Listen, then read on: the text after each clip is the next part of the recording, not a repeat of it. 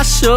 পকেটে টাকা আছে আর মাত্র 500 বাবা, গরু মুরগির দাম বেশি, আজকে সবাই মাছ খাবা। চিংড়ি মিংড়ি রুই টুই বল নাকি কাতলা, শিং মাছ নিয়া ভাবিরে জোল রানতে কোন পাতলা, ইলিশ আসছে দিয়া দেই কালকে আবার বৈশাখ। বাপ সাপ দেখে আমগো মনে হয় কি লাট সাপ, গরিব মানুষের বৈশাখ, ইলিশ মাছ না পুঁই শাক। সিলভার কাপ না তেলাপিয়া, আমার দেন পাঙ্গাস মিয়া।